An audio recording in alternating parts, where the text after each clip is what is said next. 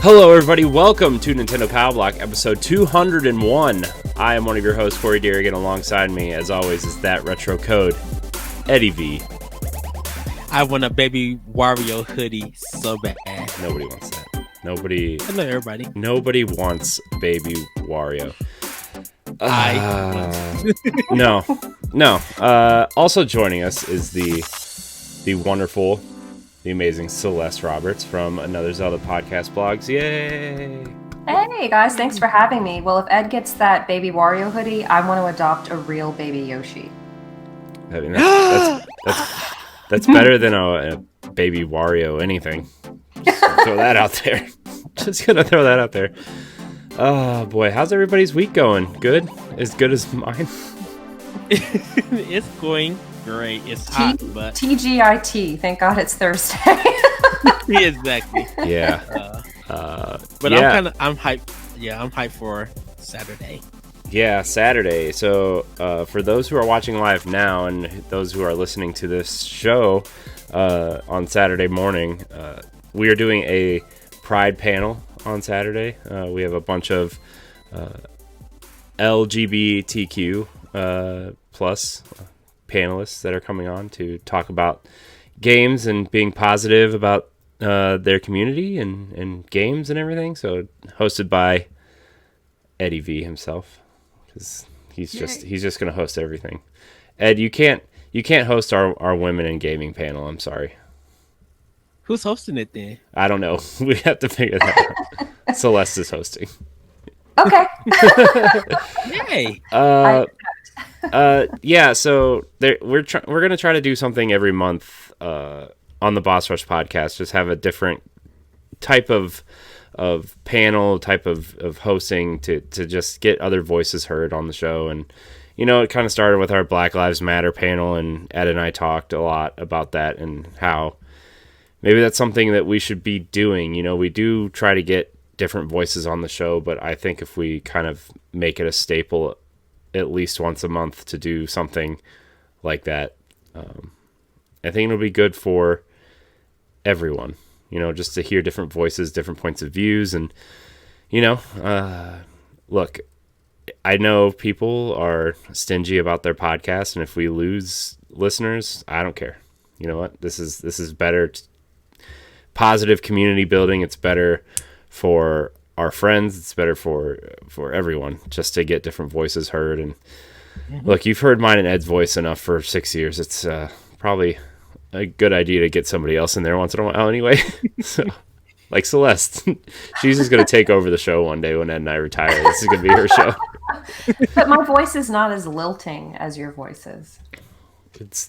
But it's happier. It's more cheerful. Exactly.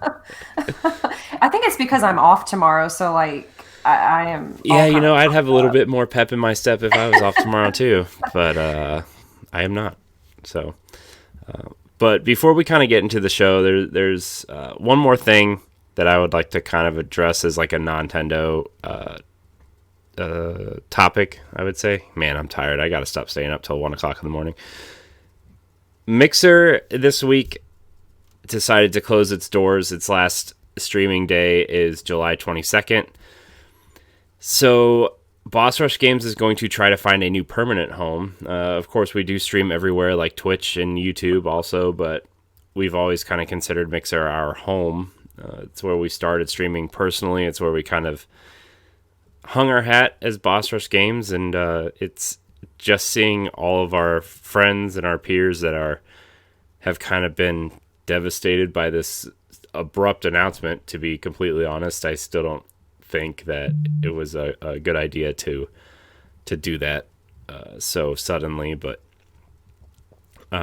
we are discussing where our prime home will be. Ed and I actually had a discussion on stream last night on my channel. So we're exploring options. I know a lot of people listen to us on YouTube. I know a lot of people listen to us on Mixer, and we hope that wherever we end up, you'll follow us. There's a lot of different options. I don't know if Facebook is the best option because that's where they're trying to move Mixer streamers. But yeah, so just want to let everybody know that I don't. Not everybody keeps up with the news like we do. So I know we have a lot of Mixer people. So yeah, it's sad. It's kind of sad that where we kind of came up with this idea where we've been streaming for about a year now. it's just it's going away. So yeah, I don't know. I don't associate that kind of like Facebook with that kind of platform. I still think of what is it, Nobody does. Farmville, and all these other little games that people would invite me to play when I was using Facebook. yeah. Let me tell you, there are two people that I know that went to Facebook Gaming that I followed on Mixer semi religiously. That's Toucan Gaming and that's King Gothalion. I could not. I typed it in on Facebook on the in the web browser on my phone's browser on the phone app. Couldn't find them. I had to go to their Twitter page and click on the link in their bio to go find them. Oh. Just That's nonsense. just gonna throw that out there. If some of your favorite streamers are moving to Facebook Gaming, I recommend clicking the link in their bio if they have one because it is impossible to find creators in the Facebook app. So just throwing that out there. I am really sad. I did kind of message Gothalion to see and Toucan to see like what the benefits are of Facebook Gaming and why they chose Facebook Gaming. So see if we get a response. But you know, Yeah. it is an option, but it's definitely not our first option. I don't think so. But Ed, I know that you use Mixer a lot. hmm How are you feeling? I am. I feel saddened by it. Um, Only because I I jumped onto Mixer because I was having problem with Twitch, and um, I feel like now for me personally, I can't. I can stream my PS4 to YouTube, Mm-hmm. and I probably for my gaming stuff and recording, I probably won't stream my stuff there. But like for my Xbox, I it was so easy just to. I mean, yes, I also had problems with Mixer, but it was so easy for my Xbox to go on, start broadcasting, and just be like, here. I'm like, okay, I see it, I hear myself. Let me throw the links out and go. I didn't have to deal with any craziness that I had to deal with Twitch. Um, so it's for the podcast for Boss Rush,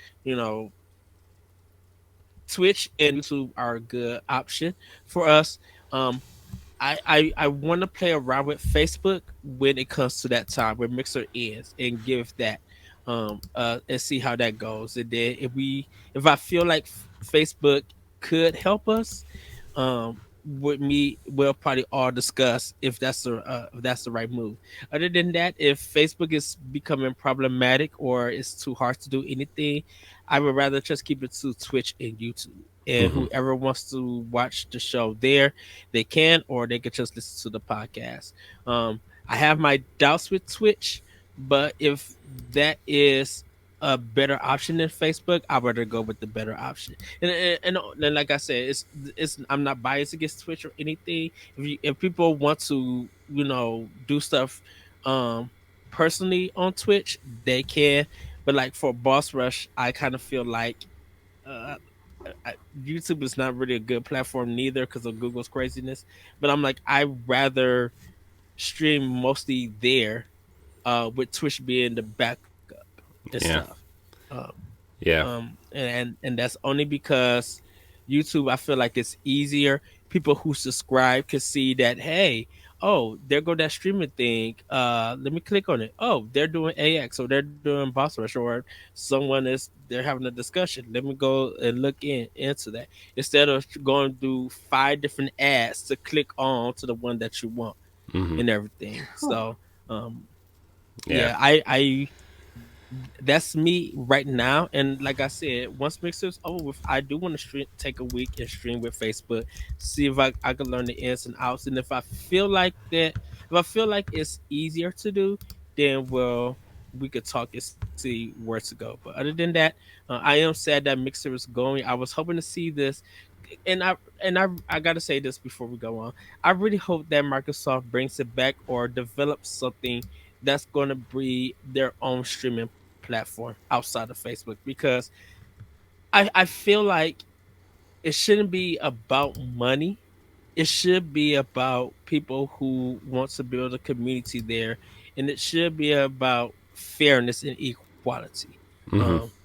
on Mixer. And if Microsoft has to learn that, then Phil Spencer needs to take ahead of this and be like, we seen some things, we're trying to do better and develop better, and so we want to put this out. So you guys, we're not trying to compete with Twitch, but we want to put out a more safer and more equal system and streaming platform for everybody to go in.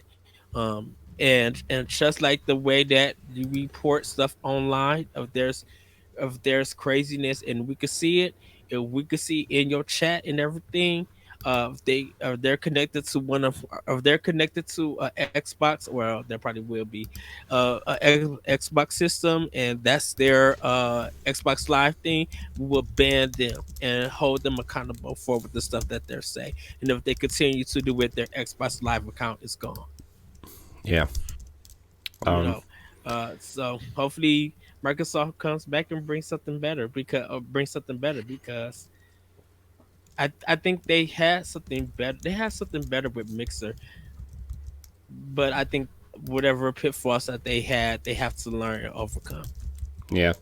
Uh, Celeste, I know that I don't think you stream really, but I'm sure you consume content places. I mean, I don't know how much you even knew really about Mixer or anything, but like when you watch stuff, where are you more apt to go? Are you going to like Facebook? Are you going to YouTube? Like, Well, I've stopped using Facebook as of January. If I get an email that someone I know has sent me a friend request, I'll log in, accept it. I don't even look at the news feed at all. But that's probably a I good I idea. use oh man, that's for another stream. My Yeah. opinions on that, but like I said earlier, when I think of Facebook, I think of with gaming, I think of those. There's nothing wrong with these games, like Farmville and what I guess it's like a Bejeweled type games they have on there. I don't play any Facebook games. I think I used to play a little chef game or something in like 2008, but I think of YouTube, and only a few months ago did I even make a Twitch account to follow a friend, and then I've started popping in so often. But I didn't even know what Mixer was. That is how far removed I am. I didn't even know what Mixer was. So when you had posted the news, I clicked on it. I was like, oh, it's like a Twitch channel, just a different company. Yeah. I Yeah. mean, I think the reason why we started using Mixer is it was at the time before we, well, me personally, before I got this really sort of setup here, it was easy to stream to Mixer from your Xbox, right? It was built into the Yeah. console. You can stream to Twitch and YouTube from there too, but it was just way easier to stream to Mixer, and the user experience was easier. The customization of your channel was way easier.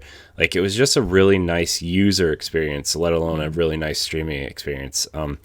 They came up with the low latency chat option where Twitch has like a 30-second lag between chat and what the streamer is saying, and sometimes like you got to catch up or you got to wait for an answer, or you know what I mean. If someone's trying to interact, 30 seconds is a long time to get an interaction in. So Twitch or Mixer was really nice because it was almost instant. I think it was like a 2 or 3 second delay, Yeah. Wow. and yeah, and I think Twitch has gotten a little bit better. They do have a low latency mode, but it's still like 10 to 12 seconds. So at least from my experience this week, I've been trying to experiment with Twitch and seeing if that's a route that we're gonna take. I've been kind of directing people there, but it's just Mixer going away is just kind of, I don't, it feels like the competitor to Twitch is gone, and Facebook is not really the place people really want to be right now. And we're going to actually talk a lot about this on Arsenal X on Sunday, but for all the right moves that Microsoft seems to be making with certain brands, I feel like partnering with Facebook Gaming was a huge step backwards for them. And I know like Microsoft is separate from Xbox, but just the way that Mixer was integrated into Xbox and how Facebook Gaming, you think of gaming, you think of the Xbox brand, not the Microsoft brand, and the way that they're going to try to use xCloud, their Microsoft streaming service, and integrate it into Facebook Gaming, just seems like a backwards move. Like, I get, okay, you're closing down the main competitor to Twitch. You're not going to join Twitch, right? That doesn't seem, that seems like a monopoly is building. You do want to go somewhere else to differentiate yourself, but I almost feel like YouTube would be a better option there. But the thing about this is Google and Microsoft are kind of also competing with each other in a sense. Google has their OS and their Chromebooks and stuff like that. Yeah, we talked a lot about that last night too, especially because like Stadia is kind of doing a similar thing to xCloud. It's not the same thing, but it's a very similar service. And so, I didn't think of that until we talked about it yesterday, Ed. So I guess that leaves you with Facebook Gaming, but man, I don't know. And that's why I said I hope they come back with another streaming service that they, that contract with Facebook is done and over with, and they come back better with something. Because I think I just see Microsoft that, you want everybody to play anywhere, and you guys are a hardware and software company. You guys got the money, whether you're gonna lose it or gain or anything. You got other ways to make money, and it's always don't have to be just through the streaming service. I just feel like Mixer was just a better platform to use, not a better platform to be on, but to use. Yeah. And that's two different things, because you could be on Twitch, and that might be where you feel like it's a safe community and stuff. But using Twitch is not always easier to do. you know, and you literally, because like I was telling Corey, I'm like, that F2A stuff, like if it's connected to your phone and that phone breaks, or that you can't really get it through your email and stuff, you're literally screwed. There's no way that you could get around it. And then trying to get with contact support, it's going to take forever. Yeah. Yeah. No, it is. So This is something else I thought of. So I'm in my 30s, and we're of that generation that was kind of introduced to Facebook, that kind of spearheaded its popularity. And then our parents, grandparents, I guess Generation Z started using it. But I've heard that Facebook is not as popular among teenagers and preteens. Is that true? Yeah, Twitter and well, I guess Instagram is, I don't even know if I would put it in the same category as like Facebook, but like Twitter is definitely dominating the younger space, just because like there's not as much to keep up with, I feel like, on Twitter. Like you don't have to, you know what I mean? Like I feel like Instagram is your photo album and Twitter is where you consume news, and you can kind of customize how you read your news feed to an extent. But yeah, it's I don't know. Facebook lost its appeal when it first became popular, like in mid 2000s and stuff, because everybody was on Facebook, and you would literally hear people be like, "Hey, I'll hit you up on Facebook," and so it just felt like once Facebook started doing deals with other people and started changing their platform and their format and stuff, people started losing interest because they kept changing stuff. It wasn't easier to lose, and then pretty much when that scandal came out and everything, people just like, I don't want my information to be out there. So they jumped ship from Facebook to Twitter. Then now, of course, now that like older adults are finding Facebook easier to use, whether they get news or whatever, they don't understand the access use of Twitter, Mhm. where Facebook is just like, this is one platform that I could do everything. It's easier for me to jump on and connect with my other family members and call it a day. There was, what was before Facebook? MySpace. MySpace. People jump from MySpace to Facebook, and now people jump from Facebook to Twitter. Yeah. Um, Yeah. and I think it's just because it's just easier on Twitter to do whatever you want to do and call it a day and not have to really think about it. My, Yeah. my boyfriend calls Facebook a daily family reunion. I mean, that's pretty much what it is, right? I mean, Yeah.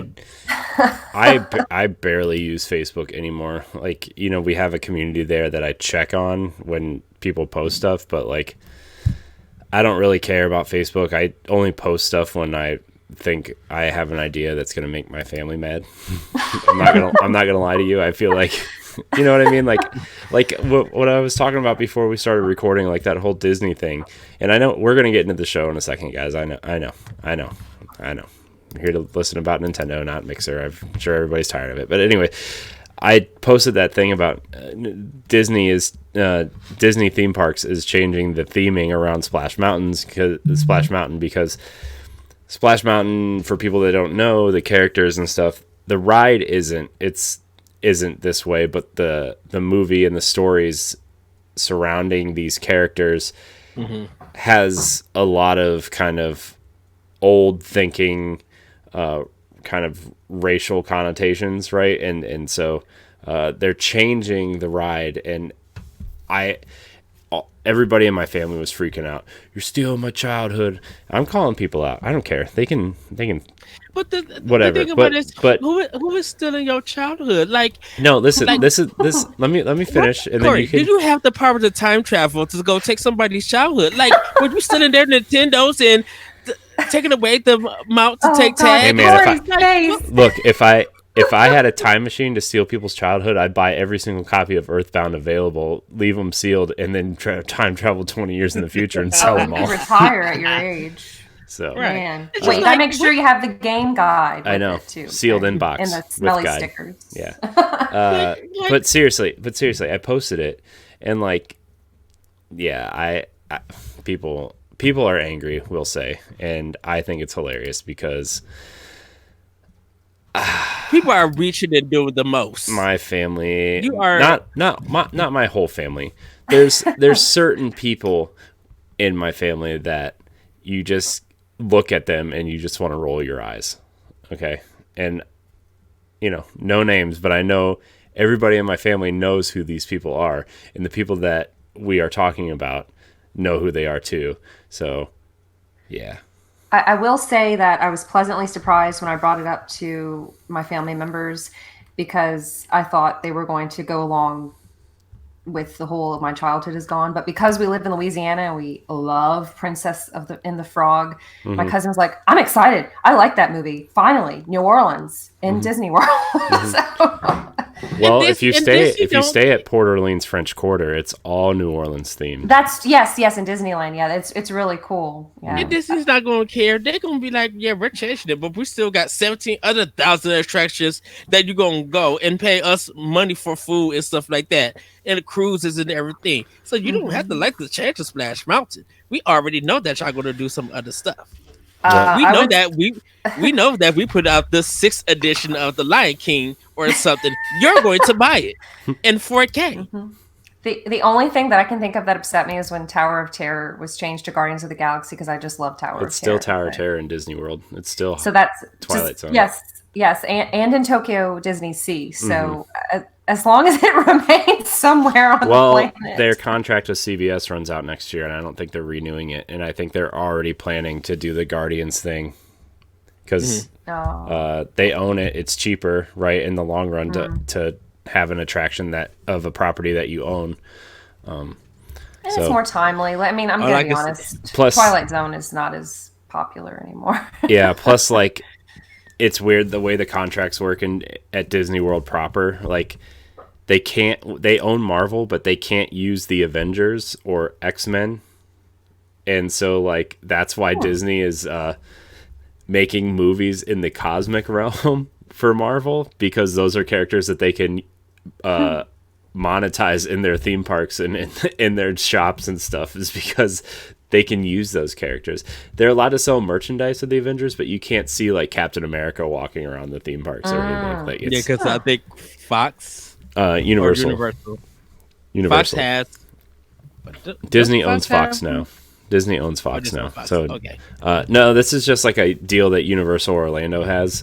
You can see the Avengers at Disneyland. You just can't see them at Disney World, which is really, it's a thing. We can talk about that on a Disney show that I've been planning for like 6 months. But Look, I'm a Six Flag person, so Warner Brothers and Looney Tunes and the Six Flags Great America with the eagle and stuff. That's my thing. yeah.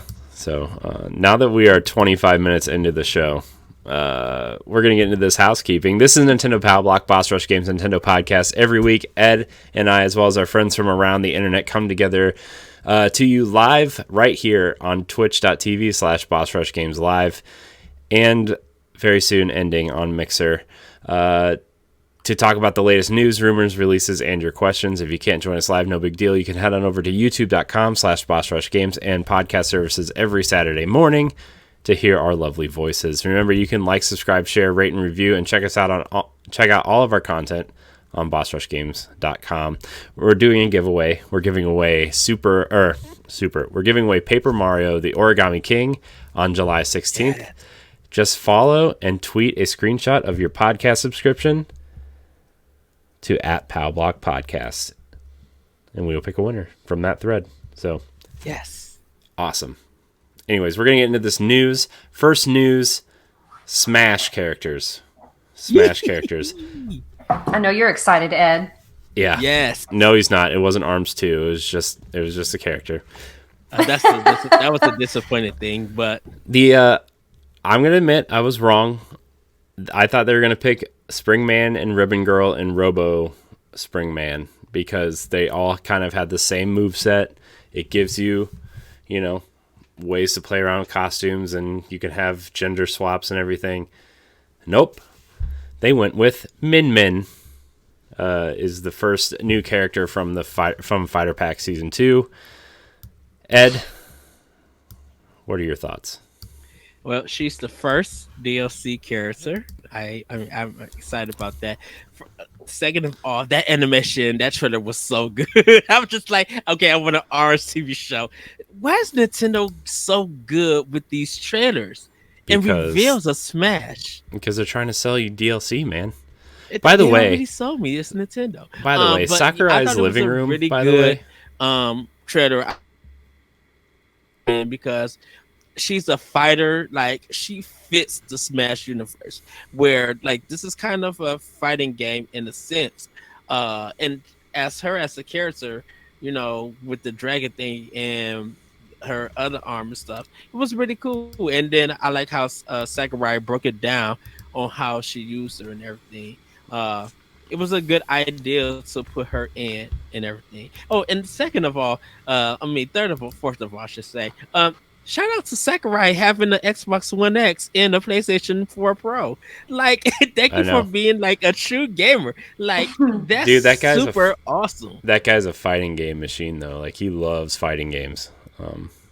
So, I mean, it doesn't really surprise me that much, but also, he's got a pretty cool looking living room. I just want to say, he's got 2 TVs in there, like 2 like really nice TVs. Kind of like, I want his living room. Right. And I was just like, it was so funny. They were just like, there was a news story about it. It was just like, we think that the people found out who Sakurai, where he got that couch from that he's sitting on. I'm like, are y'all making a news story about his couch? Is this really happening? But yeah, I think it's a great idea that they got Min Min for a fighter. I know some people were disappointed, but I enjoyed the trailer. I enjoyed the reveal. I wish there was an Arms 2 announcement, but unfortunately that didn't happen. Yeah, so I'm proud that Min Min is there, and I feel like I'm not gonna get her now, but I will wait till the rest of the cast is revealed and then just buy the season 2 DLC. Yeah, I'll probably when she drops, I'll get the season 2 DLC when she drops. But I'm gonna wait till then. But Celeste, you're a huge ARMS fan, as we all know. Oh, I've never even played it. I know. I'm just Oh, messing okay. with I you. was like, oh dear. You're putting me on the spot here. I'm just kidding. I'm a poser.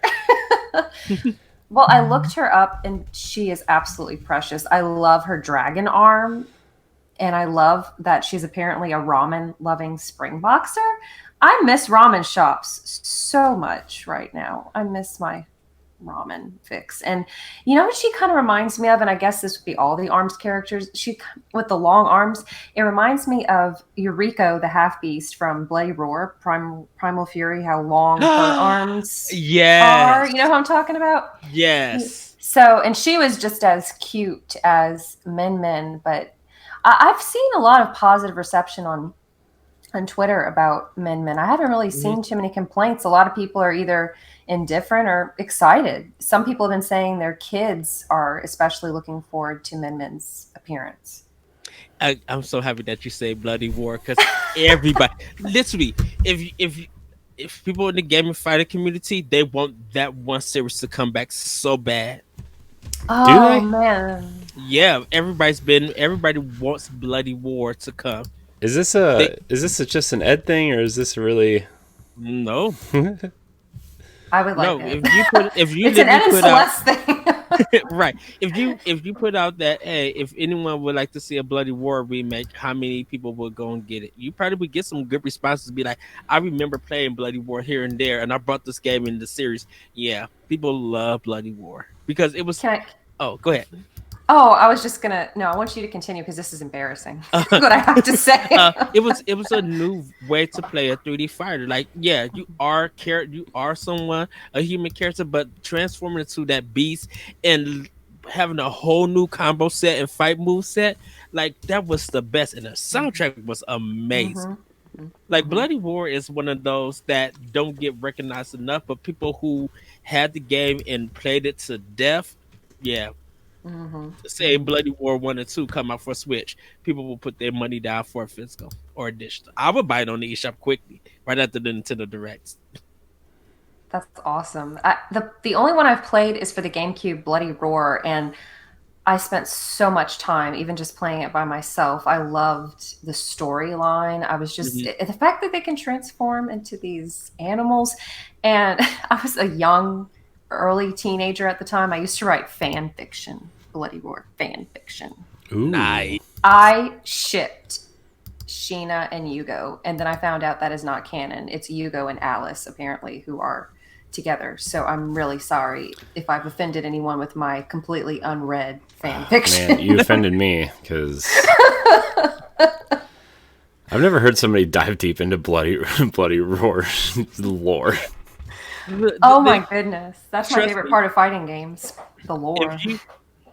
If it wasn't Soul Calibur 2 or Soul Calibur on Dreamcast, it was Bloody War. Some people who were into Tekken and Dead or Alive, yeah, but that was more Japan than more America. Probably Japan and UK than more America. But yeah, Bloody War has a big following. It's sad to see it not be around. So it's cool. It's an absolutely cool concept. Yes. I loved it. I loved it so much. Games, the graphics, settings. Oh, man. Even though we are supposed to be talking about men. Sorry, men. Maybe Ed and Celeste me of Eureka. maybe Ed and Celeste should just host the show, and I should just leave because this is way more interesting than the show we normally. No, it's just that when she mentioned Bloody War, I got happy because I know some of the people in the fighter community and be like, you talk about Bloody War and eyes light up. I hope I made somebody's eyes light up tonight or whenever they listen to this podcast because yes. Yeah. Men, you're adorable and I'm really happy you like ramen because I love it too. When Captain Falcon had on that little apron and Minion was eating it at the end, I was just like, I laughed and I had to rewatch that whole thing again. I'm like, I love this. I love charming stuff. It's just, I love whimsical things. Just, it's very easy to take life so seriously, especially when you're an adult and so many heavy things on your mind. I want to laugh. I want whimsy. I want cute sometimes. Bloody Roar isn't cute. Did I miss something? It can be when you do the big head mode. It's pretty hilarious. Yes. And then it's not cute when you're getting your tail kicked like 6 different ways in the air because when someone knows how to juggle you, it's like, oh, dang nabbit. But it doesn't actually, does it show blood? No. Mm-mm. Okay, you know what's just funny because it's called Bloody Roar. It's a pretty, I don't know if I'd say kid friendly. It depends on how lenient your parents are, but it's not like Mortal Kombat at all.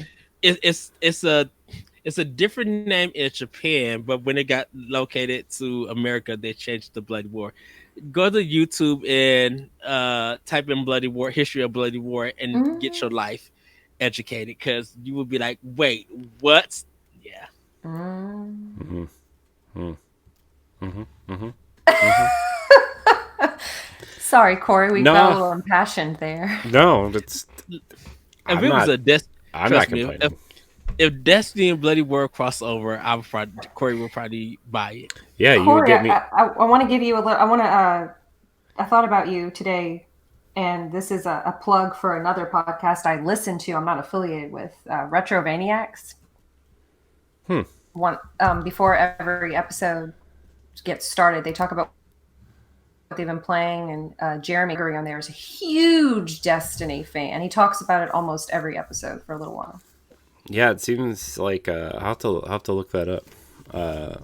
Yeah, I mean, we have a Destiny podcast every Monday, so yeah, man, I don't know if that was a good idea or a bad idea for my self-esteem, but we started it, so. But yeah, your self-esteem. He's happy that Destiny is back and he has people to talk about it and play with. Yeah, so but then I made the very amazing decision to ask Josh Finney to co-host with me, and every time he speaks about the lore, I'm like, I'm so embarrassed that I don't know this much about Destiny. I know a lot more than the average person, but he it's deep dives. Yeah, it's amazing. So. I'm still at baby states. I'm like, I just beat the game and that was it. But it's the light level. The light level is 1060 right now. So there you go. I'm 1005. Is there a dark mode like Mega Man or something? The darkness is coming. That's what this whole season is about. Is that the one for like the band The Darkness? No. I'm just kidding. No, they're aliens with pyramid ships. That's the ones that's in September, right? Beyond. No, they're here now. Beyond Light is going to a new planet, new destination. By the way, shout out to Nerd Generalist and Colonel Panic, by the way, for letting me stream with them on Tuesday. See, Celeste, me and you could talk about Bloody War. He could talk about Destiny. Everybody, that's how Nintendo Pop Block is. Yeah, let's all talk about games that aren't currently on Nintendo. Just like all other podcasts. But you know what is coming? We are people of culture. Yeah. Duh. Do you know where the Awoken come from, Ed? No. At 7 a.m. when the alarm goes off. So we're getting new amiibo. We're getting the Dragon Quest Hero and Joker as amiibo. The Joker one looks awesome. Yes. The hero looks like an amiibo. Flat. But the Joker one looks cool. He's got those blue flames that he's kind of skidding in on. Looks really good. So those are coming soon. Not really much else to say except they're coming soon, and you can look up images on the internet for them. So yeah, the Joker one's gonna be hard to find because everybody wants it. Yeah, that one's gonna be hard to find. I just stopped looking for amiibo because they're all so hard to find anyway that I'm just like I can't. There's so many that I want. I'm still missing like 5 of the 30th anniversary Zelda ones, and I just can't find them. So I was wondering it because I was at Target today. I seen the K Rule and the Piranha Plat, and I'm just like, should I snag these? How much are they going for? $16.99. Yeah, well, if you can find them in the store, they're $60.99. If you go on the internet, they're like $40 or $50 a piece. So, Because I snagged. speaking of amiibo, there's this cool new Destiny statue that's coming out in September from Numbskull. It's a 12-inch statue of the Stranger, which I want to put up there with my Shax and Saladin.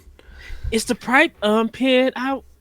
The Pride pin? No, the Black Lives Matter pin is out. The Pride pin is coming. Because you can pre-order them, right? Yeah. I gotta order. I gotta get some. I don't think this is canon, but I looked up Amiibo on my phone, and an Etsy shop is selling Ultra Swole Pikachu. What? It's look like a bodybuilder Pikachu. Oh, like a custom one. Oh, Yeah. okay. Because I was like, no, and there's people. There's a Charmander one too. Yeah, people make a lot of custom amiibo.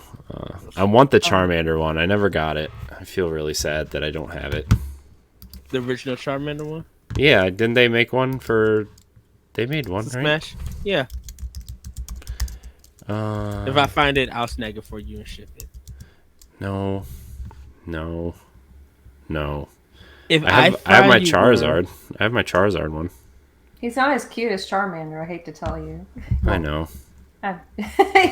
He's cool. He's cool. He's like the cool older brother. And then Yeah. Charmander's just the little toddler you want to take in from the rain and take care of. And, I swear. I'm gonna remember my Charizard amiibo forever because that was the amiibo I bought when Iwata died. I bought it at the Nintendo store that day. Yeah, nice. I bought my Charizard and I bought my Fire Emblem Lucino one that day. Oh, so they're extra special. Yeah. They're up there. It's crazy. It's crazy. People still go out to buy Amiibo. Ever since Amiibo came out, people thought it was funny, but I would too, but there's too many of them now. You just can't keep up. unless them you're all. unless you're Pierre Schneider from IGN. Yeah. Because he has them all. I'd be like, Pierre, how in the heck did you keep in touch with all of this? Wow. But he gets them. Yeah. So, anyways, we're gonna move on from that one to this next awful, terrible. Oh no, I lied. First one. This first story. Pokemon Unite has been announced for Switch. So last week we kind of talked about that Nintendo was announcing something big this week. Mm-hmm. Turns out they're making a Pokemon Moba for Switch and mobile, which yeah, cool. I would play it. And it's cool that It's they're free doing to start, right? and they're doing Switch and mobile, Mm-hmm. So I'm like, that's cool for people who are not familiar with this kind of genre. Like, it looks good. I'll be into it. I'll play it on Switch and just have a good 5-10 minute battle and just laugh and everything and be like, okay, I got my fix for it. You know. Yeah, but it's sad that everybody they didn't like it. And so this is Nintendo's most disappointed video, but I'm like, this is more the Pokemon company. But I think it's one of those things, and I'm sorry, Corey, if I cut you off. It's one of those things that it's one of those things that everybody had expectations for a Let's Go Johto, so they already expect that to be announced. And when it didn't get announced, because I didn't believe that was going to happen, people would just show their displeasure by not liking what they show. But some people that I follow on Twitter were just like, yeah, I'll give it a chance. And yes, it is by Tencent, but I'm like, I guess. Hey, if it makes people happy, that's all that matters. That's how I feel about it. I will try it because it's free, right? I mean, that Pokemon Cafe game was free too, so Yes. Yeah. It's why does my phone keep going off? Shut up. Oh, that Pokemon Cafe, I'll talk about when we're playing. Okay. So the other terrible news that came out this week was Baby Wario is a thing, and he's available in Dr. Mario World. So not only is this terrible creature exist, this terrible, awful creature exists, but he's a certified physician at the age of 2. Awful. Terrible. He beats Doogie Howser. Yeah. Right. He looks amazing. I want a hoodie. I want a plushie. I want an amiibo. I want him. It's the Studio Ghibli anime style teeth that gets me.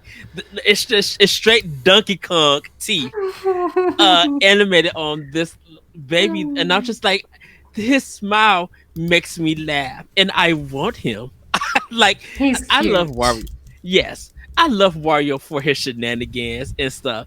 Uh, but seeing him in baby form, I literally like was on not cloud nine. I was waiting for my star invincibility to come, and it came and it hit me, and I was just felt super powerful when I see him. I just got so happy.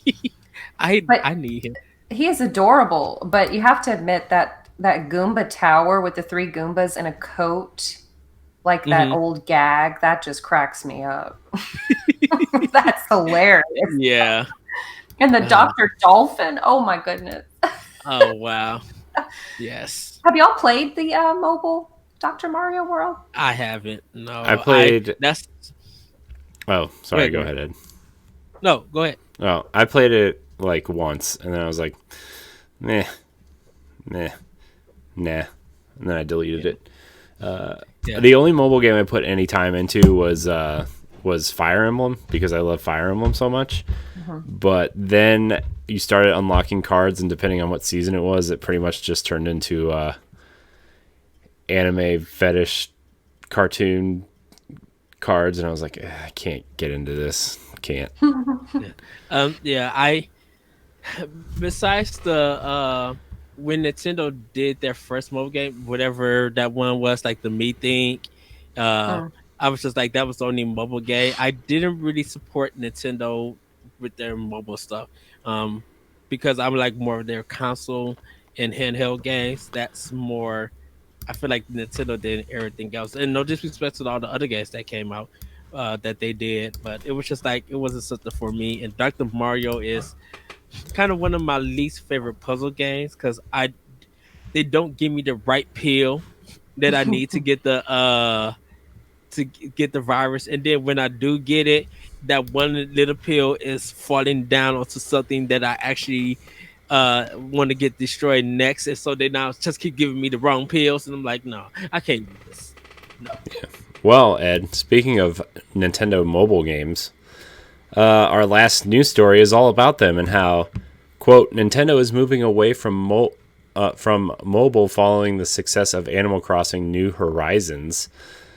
So it's weird because yes, the Pokemon Company is still making mobile games, but the Pokemon Company is separate from Nintendo. Although a lot of people think that Nintendo owns the Pokemon Company, they Mm-mm. don't. They own about 40% of the company, which is a majority stake. So that's what keeps Pokemon off of other platforms. But they're not going to make mobile games anymore. They said New Horizons to date has sold 13.41 million copies. It sold 13.41 million copies in just 6 weeks. It's closing in on the 16 million mark as we speak. And they think the success of the Switch and their games doing console games is a better fit for them. Mobile, as a lot of people remember, they moved into mobile kind of right before the Switch launched with Mitomo, which was kind of like their odd social media thing. That was the thing that I enjoy. I love Mitoma. I thought that was really cool. Yeah. I actually really thought that they were going to integrate Mitomo into the Switch and have it be like their Hmm. own social network where like you could hang out with friends and do stuff. But obviously that didn't happen. So yeah, look, Mario. I remember when Mario Run was kind of a disappointment for Nintendo. It was downloaded over like 100,000 or 100 million times, but I think they said only like 7% of the people that downloaded the game actually paid the $10 to play the rest of the game. Hmm. So that was pretty disappointing. I think the only game that was actually pretty profitable for them was Fire Emblem because of its Yeah, and kind of cheap mechanics to make you buy things. But and people we're playing Dragalia Lost. People still play that and Yeah, pay for it. yeah. And So the developer said, yeah, Nintendo, we could have made a lot more money, but Nintendo said tone down the microtransactions. So yeah, that's probably pretty good on Nintendo. Actually, when they said that, I was like, good on you, Nintendo. Good on you, because you yeah. probably could have just, you know, wiped your butt with $20 bills, just still boatloads of Yeah. cash. It's good that you brought up Super Mario One. I think that's one of Nintendo's most historic moments in gaming.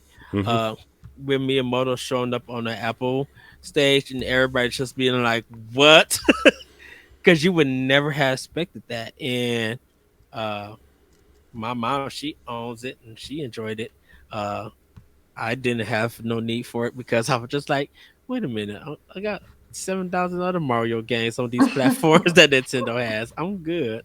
Uh, but yeah, Yeah. So, but good uh, for. But I think it's sorry. I think it's smart that they're getting off of mobile platforms. I don't think really I mean, they don't really need it. I don't think Mario Kart's doing very well either.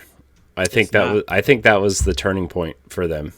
I think it Yeah. was, what is that, a flash in the pan, as they say? It seemed like everybody was talking about it, and then I haven't seen any posts or I think it's anything because the about it. Switch was so successful that Yeah. they're like, Yeah. why would we download it on our phone when we can have these great experiences on our Switches? So, Yeah, I mean, Mario Kart 8 Deluxe is still selling that's like how I've crazy. always felt about mobile games, though, right? Like, there's a couple that I play. Like, I play the stupid Disney Emoji Blitz game every day because I get free stuff if I log in a certain amount of times in a month.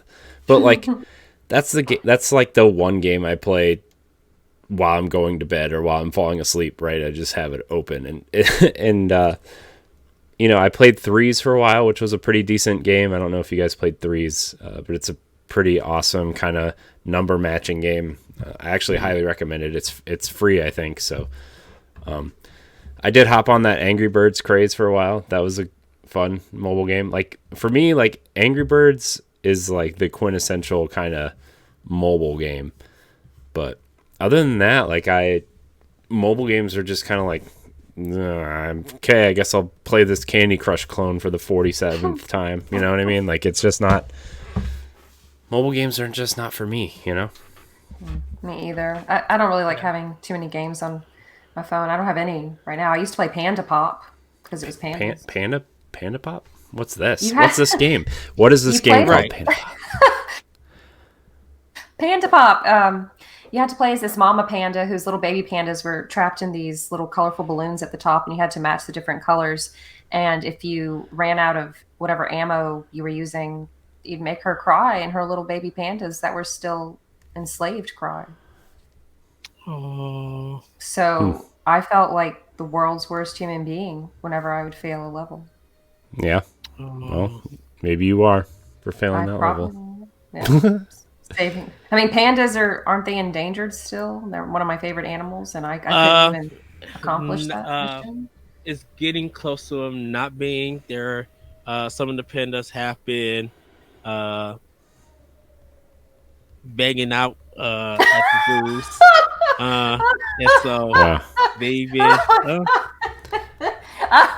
You paused as though you wanted to say this very discreet, polite way of phrasing, and Yeah. then you just came out with "bang it out." Yep. because I was gonna say shebang begging at the zoo, but I was just like, no, pretty much they begging. This is Pandas better. they've been begging out and they've been having children, so they kind of been repopulating, trying to get them back to getting them off the extinction list. So I actually do follow a channel on YouTube that shows the baby pandas every day. You can watch their shenanigans. It's oh, absolutely adorable. If you're having a bad day, I think it's cool when zoos do that. They put a link out. They be like, "Hey, this animal is having this baby. Come and watch it. And celebrate with us and everything." Or they'll be like, you know, this this animal finally got to have a baby, and this is their 1 year anniversary or birthday. Come celebrate and like watch it. Then they sometimes ask for donations and stuff, and I think that's cool. oh, that is cool. Okay, this is a tangent, but what are your favorite animals whenever you go to the zoo or the aquarium? I always look for tigers and koala bears.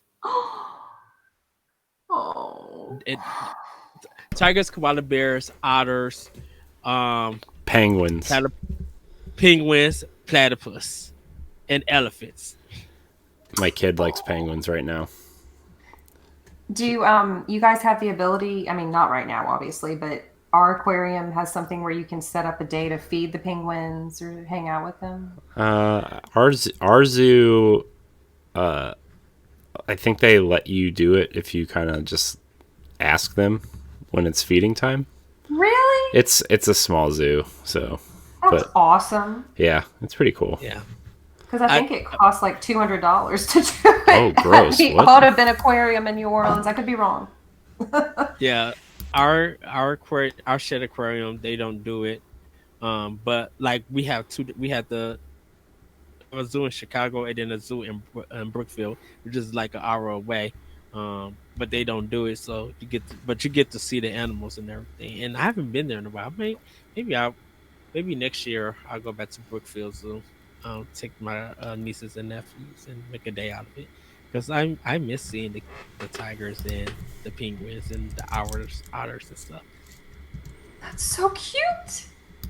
It was so bad. The first thing, we walked into Brookfield Zoo, and the first thing we seen was giraffes. It was just like we took a day off of work, serving a giraffe because Toys R Us had Jeffrey the giraffe, and it was just like this is the first animal we see is a giraffe. We're not trying to be minded of work. The giraffes were cute though, and everything. And I was learning some new things about like some different animals. I'm like, oh, this is interesting.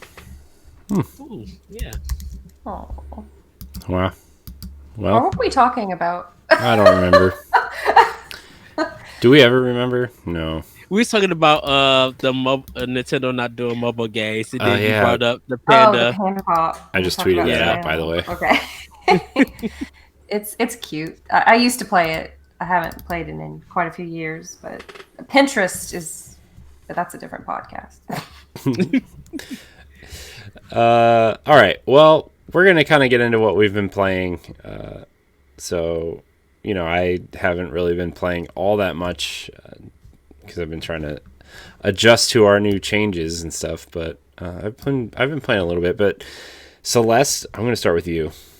Okay. I'm tired of hearing what Ed has to play. So right now. like you guys, I often have to get up very early Monday through Friday, like 5:20, and it's about 40-minute commute. So by the time I get home, I'm exhausted. This week I've been falling asleep in the recliner at 8:30. Oof. Yeah, it's I'm pretty tired. So I try to play Animal Crossing New Horizons every day, do the chores. It's relaxing, it's soothing. I am super excited for the updates. They are adding diving like they had in New Leaf. Oh yeah, we didn't talk about that, did we? Oh, I'm your girl. Why don't you tell us about the Animal Crossing? Yeah, go ahead. Stealth shared it on Twitter, and it looks like you're going. Oh, you follow him too? I love him. He's so sweet. Yes. He makes me so happy. He's a beacon of joy all the time. Well, I don't know who else has played New Leaf, but you were able to collect mermaid decor whenever you would travel to the island with the Kappa, and you will be able to have mermaid decor. Pascal, the otter, is returning. Whenever you dive and you catch a scallop, he appears and he's like, "Hey, man!" He's a hippie otter. Can I have that? He's hungry. So if you give it to him, it looks like he's going to give you some mermaid decor.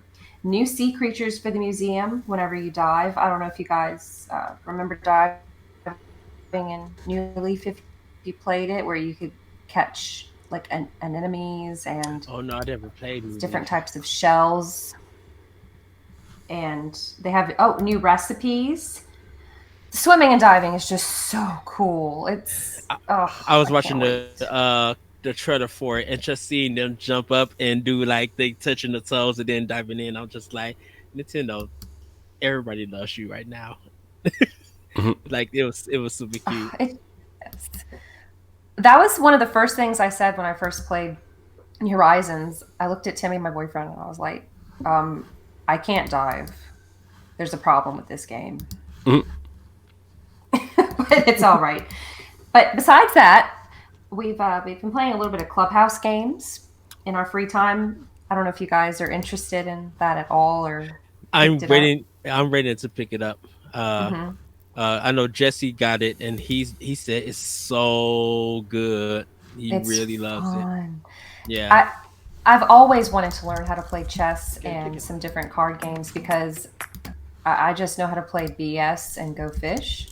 Hmm. But takoyaki is a really fun one on there if you get to play it. It's at first you know how it is whenever you start a game you've never played, you're very intimidated, but once you learn the rules, oh, you pick up on it.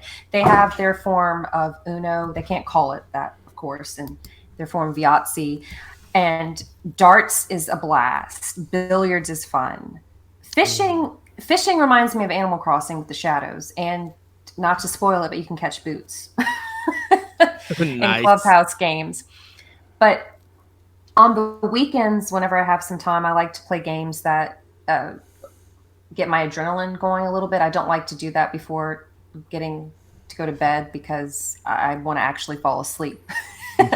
But I've been playing a Plague Tale on the weekends whenever I get a chance. That is a beautiful game, and I the storytelling's excellent. I got to get that game finished before you guys have your panel, because I think that's gonna be that's one thing people talk about is like the narrative in that Oh, game. It's good, and what do you know? I'm on chapter 11. I just got to chapter 11. Do you know where you are? I just probably chapter two still. Oh, okay, okay. So I won't say anything. I gotta we snuck out from the kingdom because the mother died and everything. So we snuck out and then I stopped playing it. Um I continue to jump around with games. I apologize. But I wanna Oh, get it's all in right. I really wanna get into that because like I kinda wanna get prepared for like Last Guardian I wanna go back through, Rhyme I wanna go back through, Plague's Tale Innocence, it got so much praise and I wanna go through that. And like I wanna go through these. It still has this action to it, but the narrative stands out. And I want to go through a lot of that and just look at it and be like, man, this is for those who, like I said last time, love the narrative of God of War, they need to play these games and see what true narrative is in a Hmm. sense. But that's just me. I'm sorry. If you guys have never, if anybody listening has never played it, if you do not like stealth missions, it's not the game for you. It is. If you bought The Last of Us 2, you need to play a Plague's Tale because that's what you mostly do in The Last of Us 2. It's a whole bunch of stealth. So y'all can play the Plague's Tale in a sense. Go I get will them there. admit that I have very colorful language whenever the little brother Hugo is trying to draw attention or he starts freaking out. I'm not going to say it on here because we're a family friendly podcast, right? So, but I'm like, oh, please be quiet, please. You're the one I'm trying to save. Could you not screw this up, please? Yes. I don't know if you guys ever get like that with video games where your mouth just goes off. I don't Every get day. I don't get mad like that, but sometimes I'd be like, you are so unnecessary. Oh, I'm gonna start saying that. That's really snarky. You are so unnecessary. Yes. Wow. That's even meaner than what I say, Ed. I think Because you're the program snarkier than I am. because the programmers and developers be like, you gave me this character to do something. And you're not making that character do what needs to be done. Help me. If I need Hmm. help, help me. That's Don't be a why hindrance. You are ruining this game for me. I You are hindering us from finishing this game. I and see I trash Rockstar by Grand Theft Auto 5 about that. And I won't get Mm. into more of that at all. I was heavily disappointed, I would say. I was going to say a certain word, a different word, but I was heavily disappointed because they programmed a certain character who didn't do jack. And here I am playing sleeping dogs, and every assist character that I had did something to help me get through the mission. Mm-mm-mm. It's like, come on. Throw a dog a bone just once, please. Throw a bone, some peanut butter, whatever. Throw something in. But yeah, that's what I've been playing. Hopefully, I'll pick up a Plague Tale this weekend. What about you guys? Who's next? Ed, you're next. Uh, I'm picking you. so I choose you. yeah, great that you chose You're me. my So you're my Pokemon. yes. Wait, What? wait a second. Let's I keep reword you that. I keep you in a ball, and then I bring you out when I need you. Oh well, your Pokeball is awesome, Ed. I love the posters in it. Ah, thank you. I got them all from work before we throw them. I was just like, I'm taking this poster. We're not. You're not throwing this one in. I took all the Nintendo posters. Y'all could keep the Batman. Y'all could keep the Halo. Y'all could keep all of that. The Nintendo posters, they're mine, and I did that. Oh shoot! Every time the Nintendo representative came, I was taking stuff, getting keychain. I was getting keychains, well, not so much coupons, keychains, booklets. I got a notebook from the Nintendo rep that they didn't need, so they gave it to me, and it had like the Mario hat on it, the Mario logo and design. I had that notebook. Oh, Like, I was getting, Cappy, I think his name is. yeah, I got a keychain of Cappy from it. I got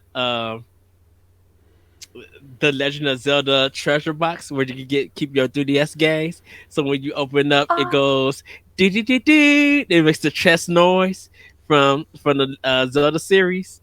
It makes that noise every time you oh. open it up, and then you close it. Like, I don't know if you've prepared your will yet, but can you think of me? yes, Wow. yes. Me. I was always happy to see the Nintendo rep. I was Mhm. every time he came in, like I was so happy. And then if I missed him, I'm like, dang it. But then he'll be like, yeah, he was sad that we wasn't at work when he came in, but he definitely just goodie bag. I'm just like, oh, I love him. uh, Oh, so but jealous. I started a Pokemon Cafe. Um, Beautiful animation. Really love the game. I gotta get more into it. It's kind of like it's a touch based game, kind of puzzle game. So you get to name your character, and you can't play it on your TV, so you gotta play it on your Switch because you gotta use your hand to move stuff around. And it's very easy, and you're making food for different customers and Pokemon, and you want to make them happy. You have a kind of limit of how many moves you can make, and so you gotta be wise to see what things you're gonna make for that Pokemon or for that customer. And it's a really cool game. It's definitely free. Picked up Nightcall. So this is a game that they've been showing for about 2 years. They had it for Xbox. No, not Xbox. They had it for the PC gaming thing, and that's where I seen this. I'm like, I need this game.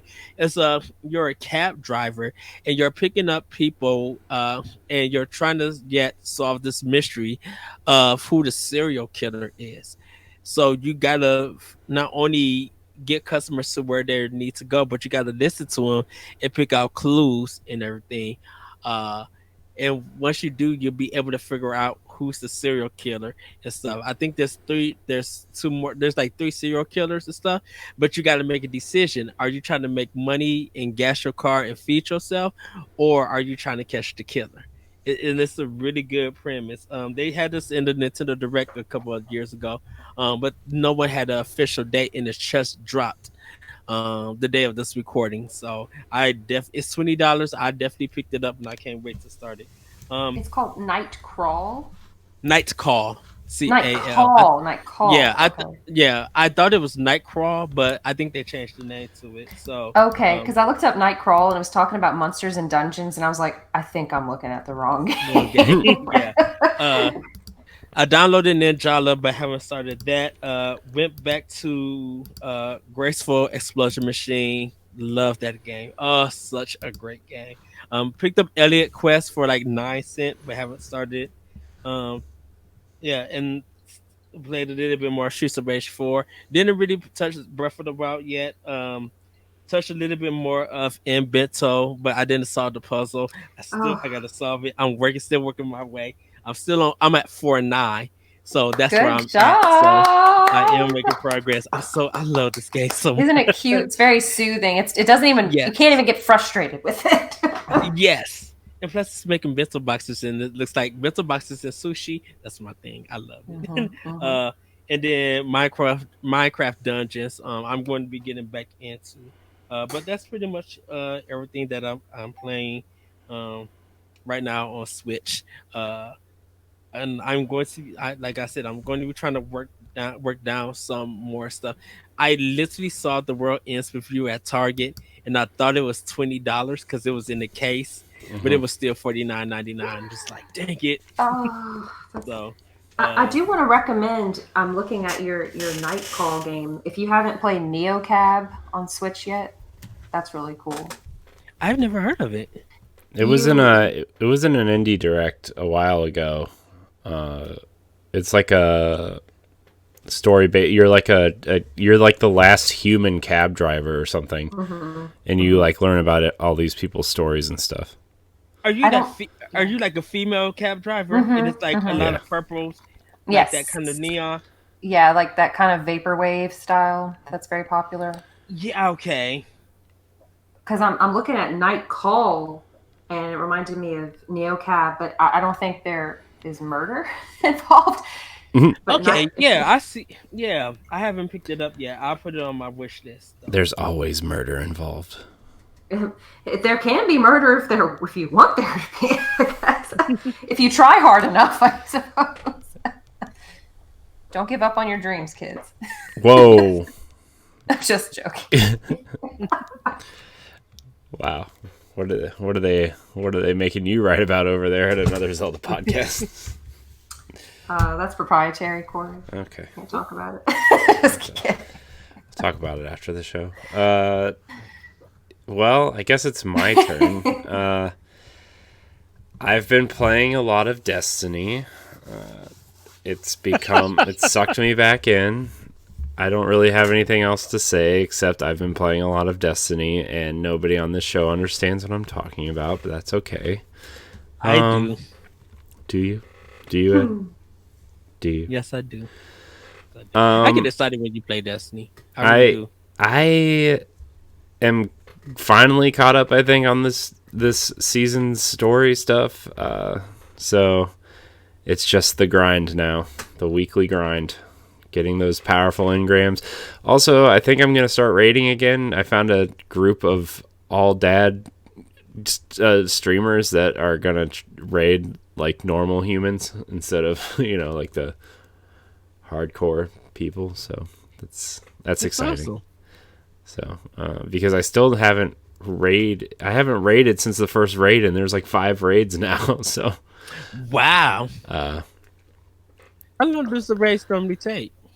Well, the first time you run them, like half a day, maybe longer. What, that long? Wow. But once you get it down, I think every raid can be completed in under an hour if you know what you're doing. Okay. I when we were doing Leviathan regularly, we had it down to like 35 minutes. So, okay. I used to have a pretty intense raid team.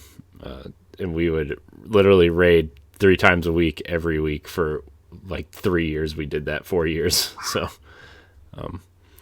I'm glad you're doing that again, and that you're streaming it. Yeah, you're so passionate about it. Yeah, that's going to be interesting because I have no faith in my ability past Leviathan. So, let's see. Destiny 2 raids. There's Leviathan. Let's see. There's Leviathan. There's Last Wish. Which is really cool looking. The new dungeon actually looks really cool too. Gosh, what are the other ones? I know the Black Garden just dropped. Let's see. There's Leviathan. There's Last Wish, which came out with Forsaken. There's Scourge of the Past, which is all about Aldrin and his kind of resurrection after Forsaken. Mm-hmm.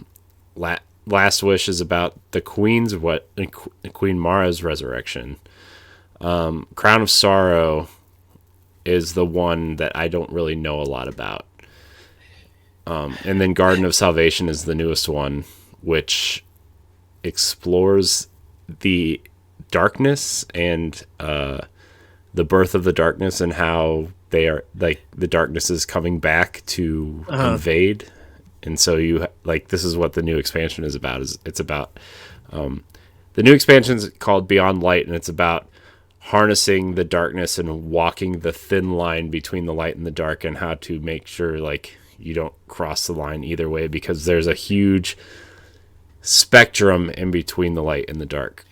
Quick question: is Nolan North still in the game? Nolan North, yeah, he's the ghost. Right. Okay. I don't know if I'm like, it sounded like someone else. It kind of didn't. Nolan, I think after the. No, it's Nathan Fillion was Cade, and they spoilers for Forsaken, but they killed that character. But the last expansion Cade was in, Nolan North did his best Nathan Fillion impression to play that character, because Nathan Fillion is on some cop TV show that apparently just got canceled because of everything that's going on. But that's for another day. Yeah, because I was wondering why. I'm like, it sounded like the ghost voice sounded different after. I think after I beat the game and I started doing some of the like DLC. Well, there's stuff. There's also like different ghost inflections based on what part of the game you're in because of the darkness, and it's transmissions being blocked and stuff in certain parts of the game. So Maybe that's it then. Maybe because it looked like I still had the same ghost, but the voice was different. Yeah, I don't. It's still Nolan North. So, but maybe I haven't. I had to go to see if I got. I think I have Forsaken, but I think I haven't started yet because I was still doing the last expansion that came out before Forsaken. Warmind. I think so. Yeah. Which what was before that one? Curse of Osiris. Which that story is super cool, and they flubbed it hardcore because Osiris is one of the coolest characters, and Saint 14 is the coolest character in my opinion. Because I wear his helmet. I wear Saint 14's helmet. So, is that when you was as a Titan? Yeah. So that's the helmet that you had. Yes, Saint 14 is the he's one of the most mysterious characters in Destiny, and they finally opened that door open, or they busted that door open with the last season. And because he's a follower of Osiris, and Osiris left. This is about to get really nerdy. Okay, I'm sorry. This is, and trust me, Josh Finney, if he's listening to this, he's probably gonna slap me later. Before you go in, Corey, now everybody understand why me and Celeste was talking about Bloody War. Yeah. Why Corey loves Destiny. Get into it because I find it so fascinating. Okay, so before Destiny's, the original Destiny, that story starts. All this stuff happens before the original Destiny, before you are resurrected. And Osiris was the hunter Vanguard before Cade. He left the Vanguard because him and Zavala don't agree on a whole lot. And his master pupil was an Exo named Saint 14, who was a Titan. And so when Osiris left the Vanguard, Saint 14 and the rest of the Titans, which is like Zavala and Shax and Saladin, like he left because he disagreed with them, and he was a disciple of Osiris, and so he went to go find Osiris on Mercury, and battles happened and everything, and he was killed. Saint 14 was killed. And so the story of the last season was all about Osiris using the sundial, which is Destiny's version of a time machine, to allow you to go through the infinite forest, which is their version of like different timelines, and you go through in different aspects of Saint 14's path to find Osiris, to make sure you change the course of history so he doesn't die. And the end cutscene of him, when you realize that Saint 14 lives instead of dies at this final battle, he walks through the door of the infinite forest, like the pyramid doors on Mercury, dragging a Vex by its foot and throwing it out the door. And then one of the big Minotaur Vex bosses comes out of the door behind him to kill him, and he just runs up to it and just starts headbutting it, because that's like the way is okay.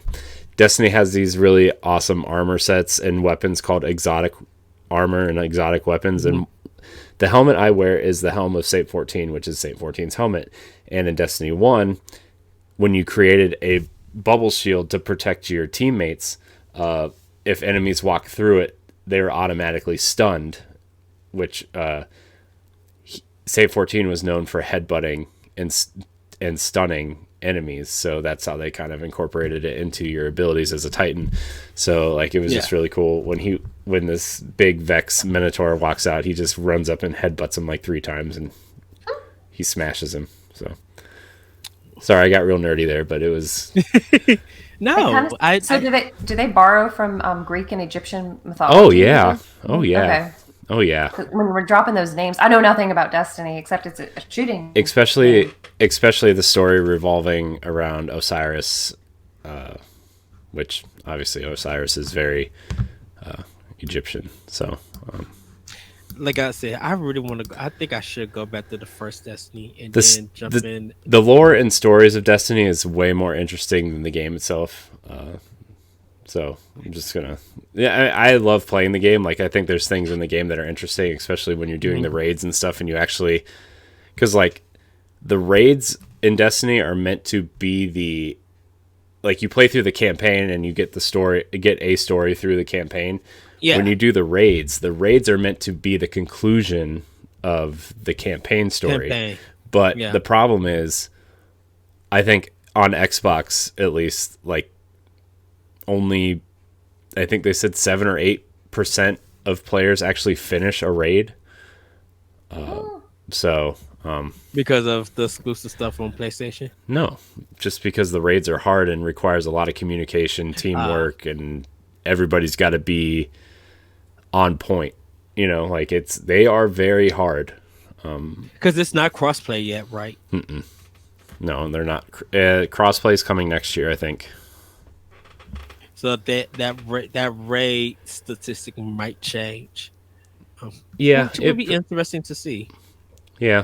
So, but yeah, Destiny is to the forefront of my life right now, and I can't stop. Somebody help! We can't help you. I don't want to take it away from you. I mean, you seem to be enjoying it. I am. But right now it's all about. There's seems to be a new kind of. We were talking about this on Tower Casuals on Monday. There seems to be a new darkness equivalent of the Vanguard forming with Eris and the Stranger and the Drifter, and we're about to go to Europa, right? One of the moons of Jupiter, Europa, right? Yeah. Or Beyond Light. Yeah. Okay. And it's literally a location they've been teasing since Destiny 1 launched, because it's literally the second page of the Destiny art book is this planet and what's going to happen there. I think I'm after the show or later on tonight. I'm going to watch the Destiny, not Destiny 1, the Beyond Light trailer, because I really think they should make a movie or some kind of like web series. Their trailers are very their tone piece trailers are very good. Yes. I should say. You should watch the opening cutscene of Curse of Osiris also. It's also very good. You know what? I need to see that because I think I missed it. By the way, if you go to Bungie's media manager, every single cutscene up through Forsaken, you can download. You can just download it for free and use it in your content, which is awesome. Nice. That's awesome. And then once Beyond Light happens, they're going to release the Shadowkeep cutscenes. Because they wait to release the cutscenes on there just so if people want to catch up, they're not spoiled by anything. Yeah, but I will say Beyond Light that build up to the end to the reveal. Even though I'm not really familiar. I think they did a great build up to Yeah. that with the narration and stuff. Like everybody come, I'm like, this is really cool how they did that. They did a fantastic job. I was really surprised that the stranger showed up, because that was a character that they've been very open that they kind of weren't going to do anything with. They just kind of wrote her out of the story after Vanilla Destiny 1, because they didn't know what to do with her, and they didn't know what to do with the darkness. So they've been very vocal in the past of just saying, we're not going to do anything with this character anymore, because we didn't really know what we were doing then, and now she's back, and it's awesome. She's the coolest character.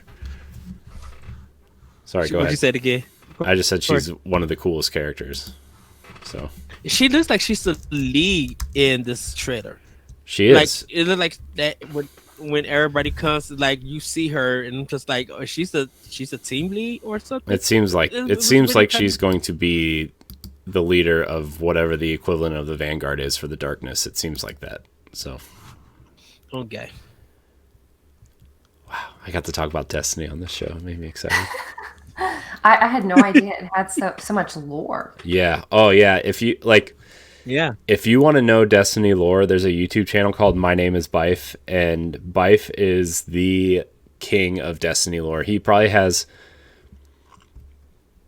I would say, close to 300 or 400 hours of lore videos on Destiny, at least. Just different stories, like learning the history of the game. Like there's a 4-hour video of the story from Destiny 1 leading into the latest expansion, which is Shadowkeep. There's just a 4-hour story breakdown of what happens between the first game and the second game up to this point. Without the expansions and the raids and stuff, Destiny 1 and Destiny 2 story is canon. That's like the full story, besides everything else outside of it. Correct? What do you mean? What? Like if you go through all of Destiny 1 and you get that story, everything's canon. Or after, like the specials and raids and all of that, cutting all of that out.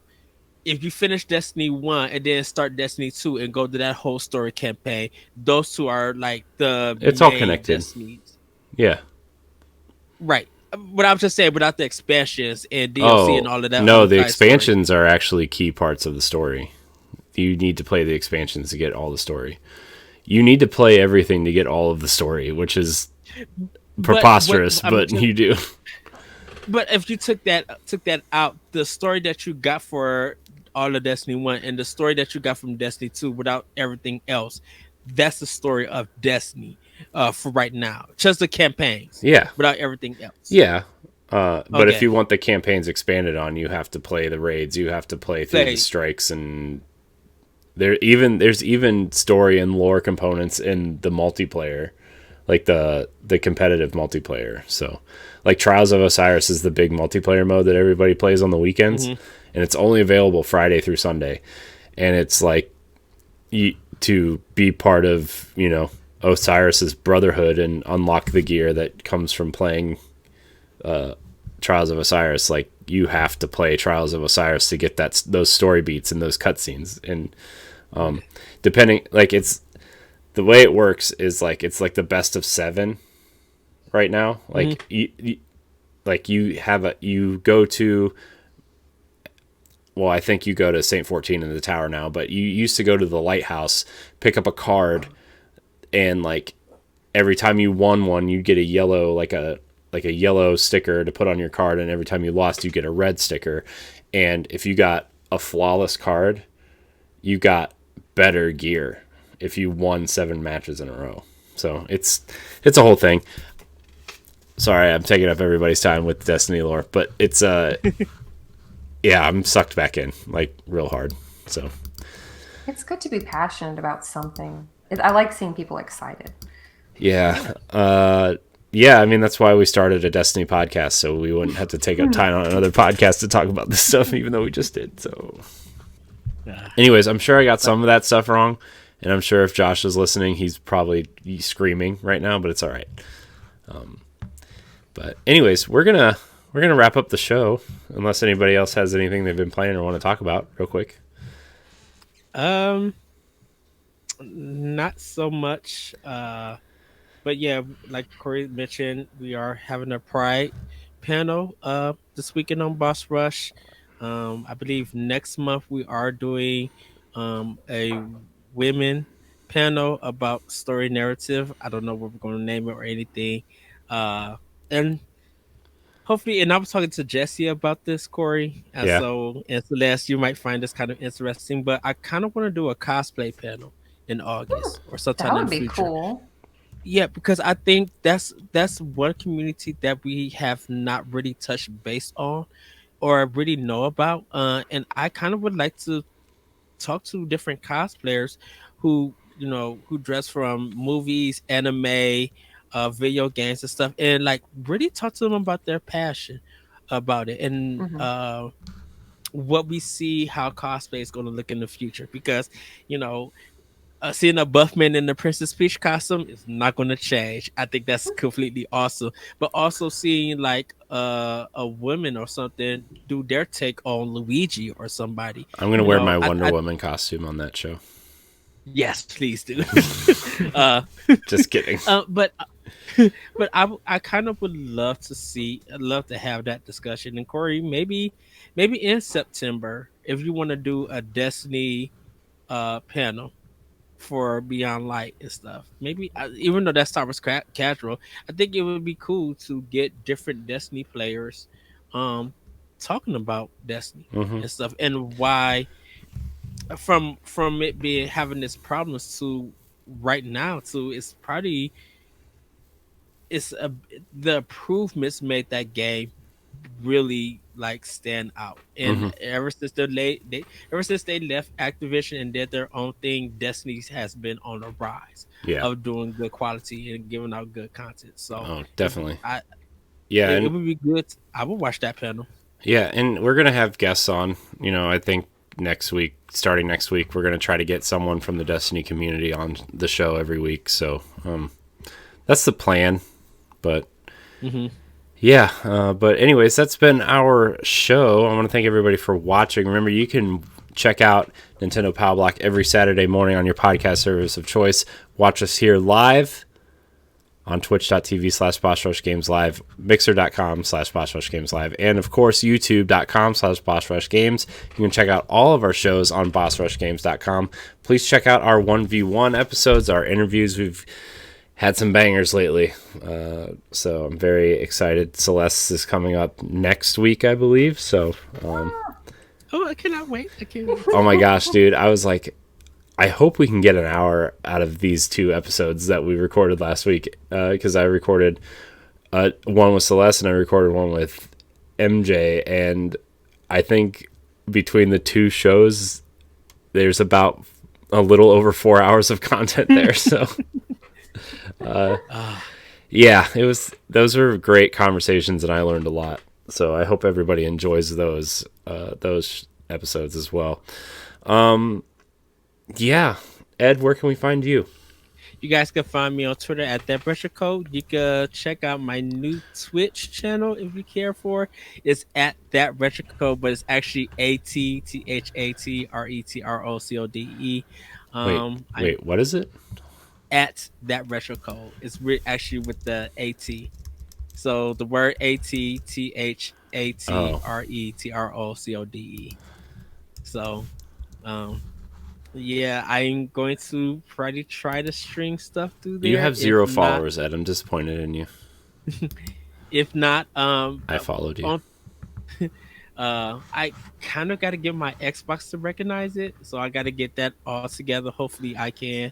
Um, but also Okamiko, and Lyrical C. Well, Okamiko for my PlayStation, but Lyrical C for my YouTube streaming, because that's where I'm gonna be doing most of my PlayStation 4 gaming at.